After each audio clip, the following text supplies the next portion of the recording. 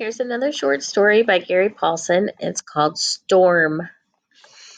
It is always possible to learn from dogs, and in fact, the longer I'm with them, the more I understand how little I know. But there was one dog who taught me the most. Just one dog, Storm. First dog. Joy, loyalty, toughness, peacefulness, all of these were part of Storm. Lessons about life and finally lessons about death came from him. He had a bear's ears. He was brindle colored, which means they're gray or brown and streaked or spotted with a dark color. I always think of it like marble cake kind of swirled. So he was brindle and built like a truck, and his ears were rounded when we got him, so that they looked like a bear cub ears. They gave him a comical look when he was young that somehow hung on to him even when he grew old. He had a sense of humor to match his ears, and when he grew truly old, he somehow resembled George Burns, an American comedian and actor with large ears. At peak, he was a mighty dog. He pulled like a machine until we retired him and used him only for training puppies. Until we let him loose to enjoy his age, he pulled his back over in the power curve so that nothing could stop the sled. In his fourth or fifth year as a puller, he started doing tricks. First, he would play jokes on the dog pulling next to him. On long runs, he would become bored, and when we least expected it, he would reach across the gang line and snort wind into the ear of the dog next to him. I ran him with many different dogs, and he did it to all of them, chuckling when the dog jumped and shook his or her head. But I never saw a single dog get mad at him for it. Oh, there was once a dog named Fonzie who nearly took his head off, but Fonzie wasn't really mad at him so much as surprised. Fonzie once nailed me through the wrist for waking him up too suddenly when he was sleeping. I reached down and touched him before whispering his name. Oh, look at that cute little pup. Small jokes, gentle jokes, Storm played. He took to hiding things from me.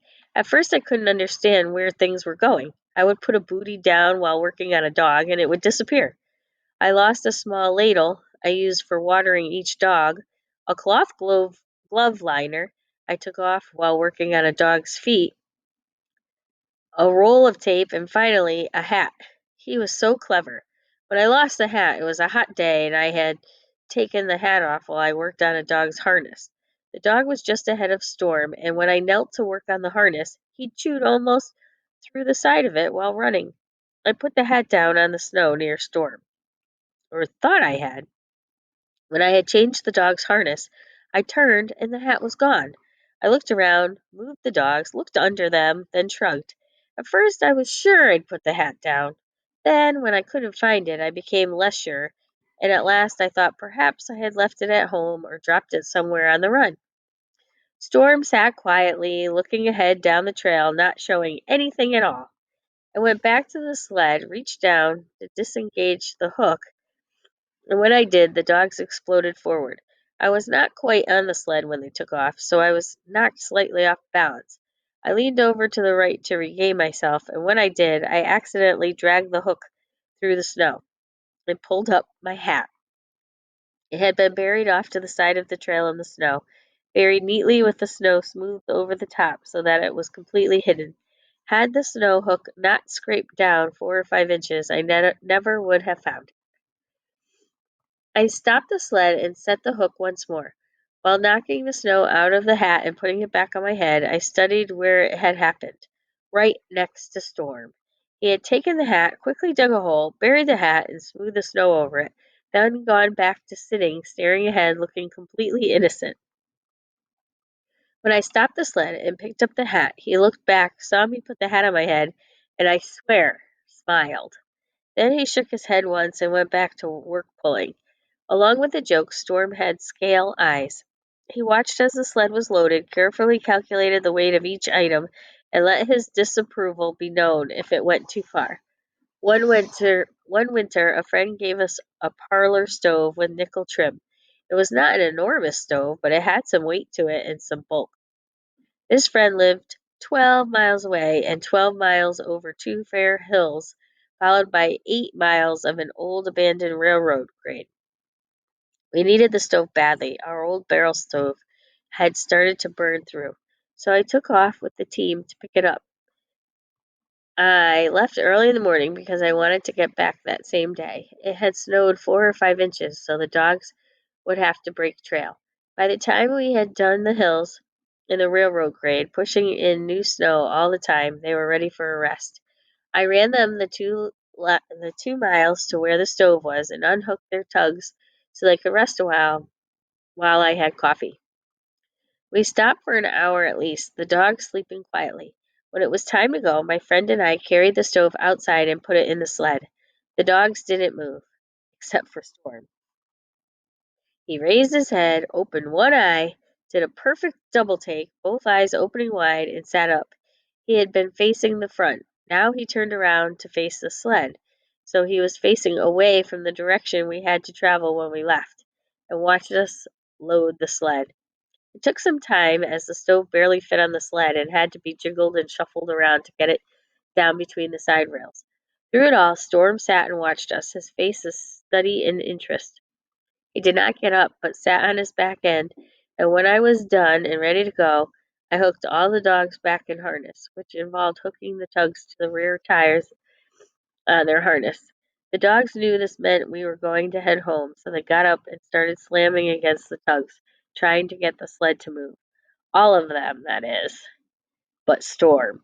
Storm sat backward, the tug hooked up by hanging down. The other dogs were screaming to run, but Storm sat and stared at the stove.